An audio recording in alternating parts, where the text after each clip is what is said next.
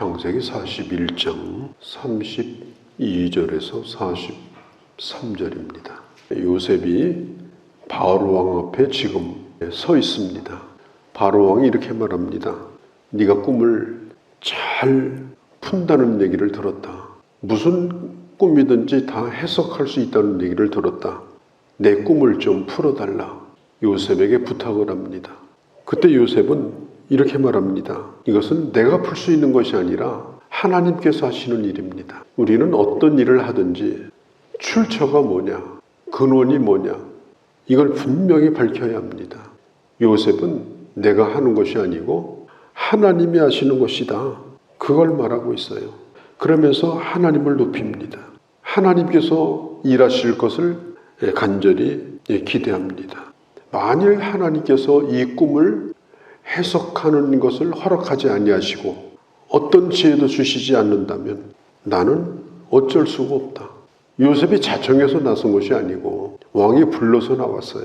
그런데 하나님께서 요셉에게 지혜를 주시지 않아서 왕이여 저는 할 말이 없습니다. 아무 생각도 안 납니다. 그렇게 될 수도 있는 거거든요. 요셉도 그걸 각오하고 나온 거예요. 하나님이 가르쳐 줄 수도 있고 하나님이 원하지 않으면 아닐 수도 있고 어떻게 보면은 요셉으로서는 대단히 위험한 일이고 거기서 끌려나가서 죽을지도 모르는 그런 상황입니다. 요셉은 그 앞에서 분명히 말합니다.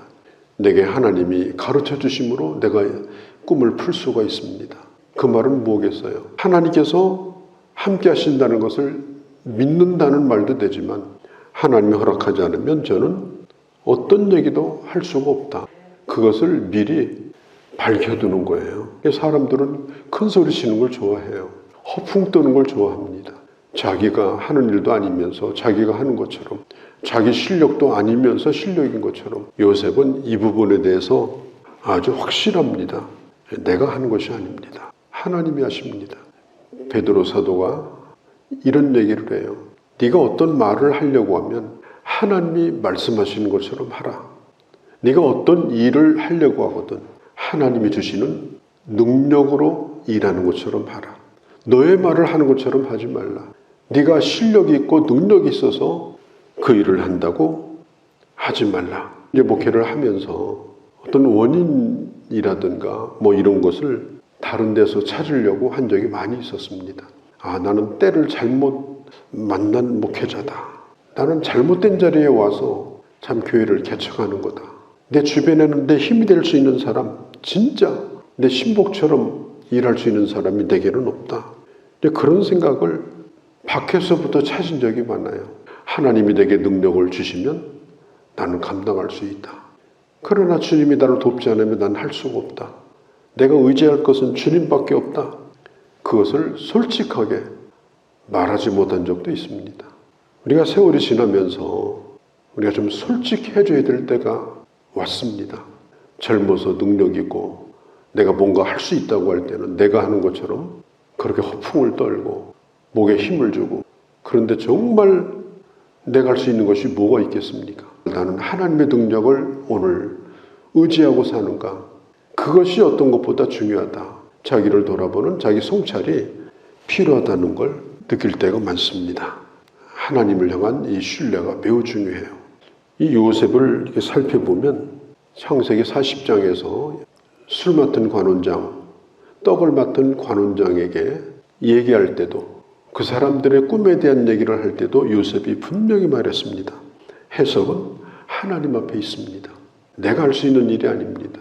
그리고 오늘 41장 1절에 이제 2년이 지난 거예요. 바로 왕 앞에 섰을 때도 똑같은 얘기를 합니다. 말 한마디도 변하지 않아요. 내가 할 수 있는 일이 아니라 하나님이 하십니다. 환경이 변했다고 변하는 게 아니고 사람이 대상이 변했다고 변하는 것이 아닙니다. 변함이 없는 거예요. 요셉은 일관되게 주님을 의지합니다. 일관되게 겸손합니다. 일관되게 그는 하나님이 하신다고 말을 할 뿐 아니라 실제로 그는 하나님을 신뢰합니다. 바로 왕이 꿈을 2번 꾸었는데 요셉이 이런 말을 해요. 왕이요, 이 꿈은 한 가지 꿈입니다. 하나의 꿈입니다. 그 꿈이 뭐냐면은 앞으로 7년 동안 큰 풍년이 들 텐데 그 풍년이 끝나고 나면 7년 동안 어마어마한 흉년이 올 것입니다. 이게 그 꿈의 내용입니다. 앞으로 잘 되는 일도 있지만 어려울 때가 올 것입니다. 이건 단순히 꿈 얘기가 아니고 요셉은 하나님의 도움을 받아서 그 시대를 읽을 수 있는, 그 시대를 미리 예측하고 읽을 수 있는 지혜가 있는 사람이라는 걸 알 수가 있어요. 칼발트라고 하는 유명한 신학자는 이런 말을 했습니다. 하나님의 말씀을 전하는 사람은 한 손에 신문을, 한 손에 성경을 들고 있어야 된다. 신문을 읽으면서 세상이 어떻게 돌아가는가, 그것도 지혜롭게 판단해야 되고, 그 세상을 살고 있는 사람에게 어떤 말씀을 전해야 되는가, 어떤 말씀을 이 시대 사람들에게 전해야 되는가 분명하게 잘 선택을 해야 된다. 그게 훌륭한 설교자다. 그런 얘기를 한 적이 있는데 이 요셉은 그런 사람인 것 같아요. 앞으로 일어날 일에 대하여 분명히 예측을 합니다. 뿐만 아니라 그것을 해결할 수 있는 방법도 대안을 제시합니다. 이게 아주 중요한 거예요.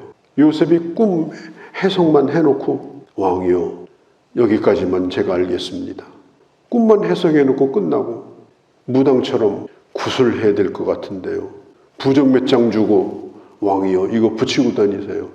이렇게 했다면 이건 요셉이 무당이지.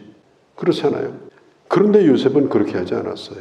앞으로 일어날 일에 대하여 분명히 알고 있었고, 그리고 앞으로 어떻게 해야 될지를 그는 대안을 가지고 있었습니다. 꿈도 해석을 못해가지고 애굽 전체가 혼란한데 요셉은 꿈뿐 아니라 대안까지 제시를 해요. 그 순간 거기 있는 왕과 신하들이 마음속에 딱 한 가지 가지는 생각이 있어요. 이 문제를 풀 수 있는 사람은 요셉밖에 없다. 이제 꿈이 아니라 현실로 일어날 이 어마어마한 일을 해결할 수 있는 사람은 요셉밖에 없다. 그 생각을 왕도 가지고 신하들도 가지게 되었습니다. 그들이 머리를 싸매도 하지 못했던 일을 요셉이 그 자리에서 얘기하는 거예요. 꿈도 풀고 대안도 제시를 합니다. 그것도 구체적으로 풍년이 들 때 5분의 1을 더 세금을 걷어서, 매년마다 5분의 1의 세금을 더 걷어서 7년 동안 그것을 비축해 놨다가 흉년이 올 때 그걸 백성들을 먹이면 됩니다. 5분의 1이라고 분명히 말합니다. 이 세금 문제를 계산을 잘못하면요, 이건 나라가 망합니다. 그저 영국 여자 수상이 40며칠 만에 그 자리에서 물러났어요. 왜 그러냐? 경제적인 예측을 잘못해가지고 발표했다가 그걸 거둬들이면서 수상 자리에서도 내려앉았어요.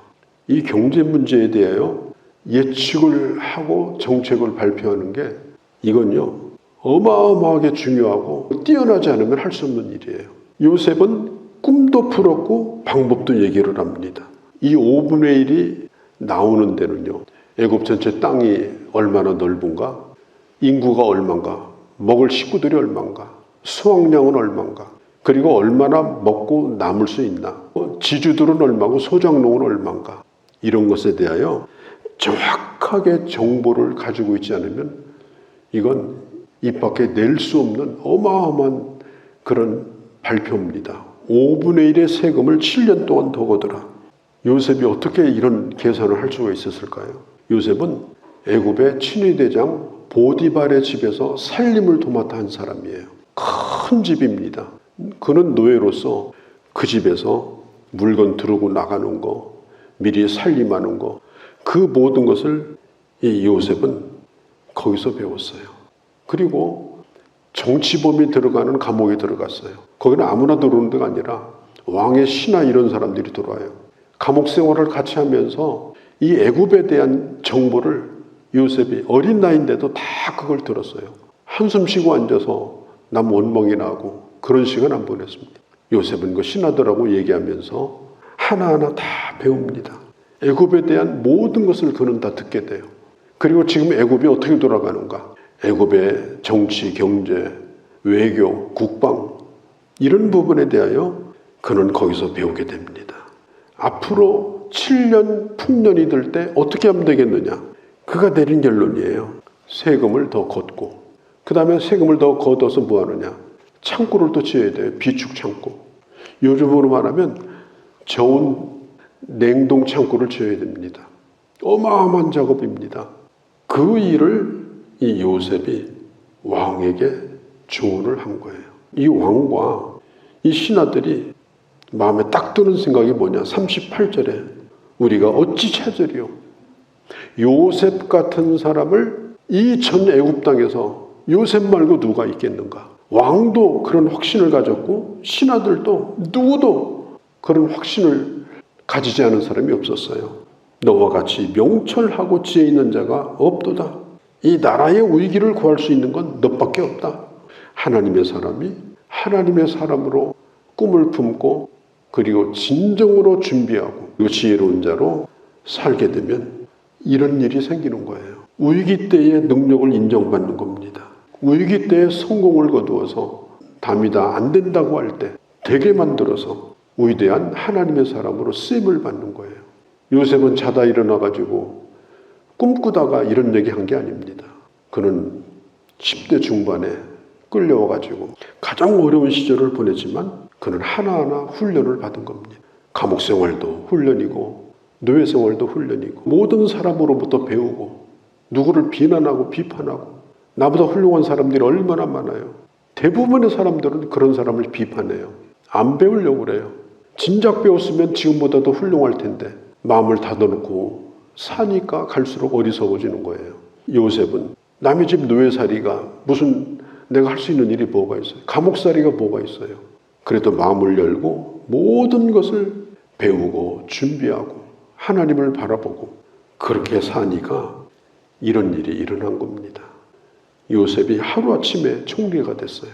41절 43절에 보면 왕이 자기가 사인하는 그 인장 반지를 요셉에게 주어요. 왕이 하는 결정을 하라고 모든 재정도 요셉에게 재정권을 다 줍니다. 요즘으로 말하면 국가비상대책위원회 위원장을 시킨 거예요. 1호차 수레 왕이 타죠. 2호차 수레를 누가 탔느냐? 요셉이 탔어요. 요셉이 지나갈 때는 그 성경에 나와 있잖아요. 의전관들이 엎드리라 그러면 사람들이 다 엎드렸어요. 왕 말고는 다 엎드렸어요. 제가 상상하건대는 감옥에서 만났던 그 관원장도 엎드렸을 거고 요셉이 종살이했던 보디발도 요셉이 지나갈 때 엎드렸을 것입니다. 누구도 저 요셉은 총리감이 아니다 그렇게 말하는 사람이 없었어요. 그런 수레를 타고 총리가 된다고 하는 건요. 그런 말을 해야 돼요. 걸음도 그렇게 걸어야 돼요. 그렇게 옷도 입어야 돼요. 그렇게 의전도 갖춰야 돼요. 근데 요셉이 한 일이 없어요. 노예살이 하다가 감옥 생활하다가 나왔는데 요셉은 누가 보더라도 총리예요. 정말 이상하죠. 요셉은 자기가 어려운 환경에 있었지만 그는 그가 보고 들은 모든 것을 배우고 마음으로 익히고 그리고 생각을 한 겁니다. 피아노를 잘 치는 아주 뛰어난 피아니스트들이 하루 종일 피아노 연습하는 게 아닙니다. 뭘 하느냐? 마음으로 피아노를 쳐요. 앞에 악보가 있다고 생각하고 피아노 건반 있다고 생각하고 눈을 감고 마음으로 정확하게 피아노를 칩니다. 연습을 그렇게 하는 거예요. 그리고 실제도 연습하고 이 요셉은 좋은 자리에 한 번도 없었어요. 그런데 이미 걸음걸이도 갖췄어요. 태도도 벌써 총리예요. 말씨도 총리예요. 누가 보더라도 부족함이 없어요. 참 대단한 일이죠. 우리가 환경이 그렇다고 해서 내가 만나는 사람이 그렇다고 해서 그렇게 같이 돌아가고 같이 그렇게 되어버리고 그러면 안 된다라고 하는 걸 요셉을 통해서 우리에게 보여주는 것입니다. 요셉이 지나갈 때 이제 의전관이 그래요. 다 엎드려라. 그럼 다 엎드립니다. 저는 그런 생각을 해봐요. 사람들이 다 엎드려 있을 때 요셉은 마음에 무슨 생각을 품었을까? 아, 내가 대단한 인간이구나. 그랬을까요? 저는 이렇게 했다고 생각을 합니다. 하나님, 사람들이 내게 엎드렸지만 저는 하나님 앞에 엎드립니다. 사람들이 내 이름을 높이지만 저는 하나님의 이름을 높입니다. 그런 생각을 그가 버리지 않았기 때문에 그는 총리로서 오랜 세월 동안 이때부터 요셉이 80년을 더 살았으니까 무슨 흠이 없고 무슨 정치적인 문제가 없었겠습니까? 정치 한 달만 해도 나라가 시끄럽고 감옥에 가느니 안 가느니 그러는데 이걸 보면은 요셉이 아주 잘 준비되고 갖춰진 사람이었다는 걸 알 수가 있는 것입니다. 우리가 그냥 허송세월 하지 않고 세상을 바라보며 하나님의 마음을 품고 성경을 바라보며 또한 세상을 품고 그러면서 하나님의 사람으로 끊임없이 준비하고 오늘 여기 한 가지를 더하면 요셉이 온 땅을 두루 45절에 보면 순찰을 하였다. 요셉은 책상 앞에 앉아있는 책상머리 총리가 아니고 총리가 되자마자 그는 뭘 했느냐. 온 애굽 땅을 다 다녔어요. 실제로 애굽 땅이 어쩐지 실제로 곡식이 얼마나 나오는지 거기 있는 사람들이 어떤지 그것만 보는 게 아니에요. 거기 있는 사람들을 만나서 그들과 소통을 합니다. 그래야 세금을 5분의 1을 더 내죠. 세금 더 내는 거 쉬운 게 아니에요.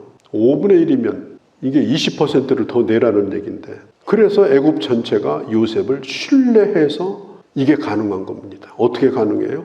사람들을 만나고 설득하고 사정을 또 살펴보고 자세하게 설명하고 그렇게 하면서 결국은 이 어마어마한 일을 이뤄낼 수가 있었습니다.